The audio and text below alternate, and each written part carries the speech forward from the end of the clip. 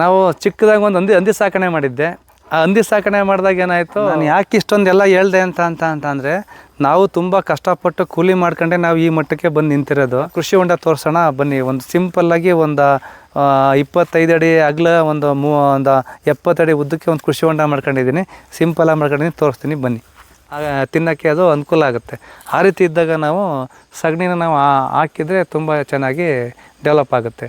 ಅದನ್ನು ನಾವು ಕಡಿಮೆ ಬಂಡವಾಳದಲ್ಲಿ ನಾವು ಮೇಂಟೈನ್ ಮಾಡ್ಕೊಂಡು ಮೀನು ಸಾಕಣೆ ಮಾಡ್ಕೊಂಡು ಹೋಗ್ತಾಯಿದ್ದೀವಿ. ಇಂಪ್ರೂವ್ಮೆಂಟ್ ಮಾಡ್ಕೊಂಡಿದ್ದು ನೋಡಿ ಅವರೇ ನಮಗೆ ಜಿಲ್ಲಾ ಮಟ್ಟದ ಕೊಟ್ಟರು. ಮತ್ತು 3ನೇ ವರ್ಷಕ್ಕೆ ನನಗೆ ರಾಜ್ಯ ಮಟ್ಟದ ಬಂತು.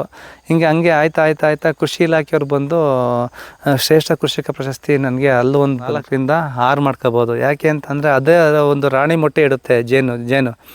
ಆ ರಾಣಿ ಮೊಟ್ಟೆ ಇಟ್ಟಾಗ ಏನಾಗುತ್ತೆ ಅಂತಂದರೆ ನೀವು ಡೆವಲಪ್ಮೆಂಟ್ ಮಾಡ್ಕೋಬೋದು. ನೀವು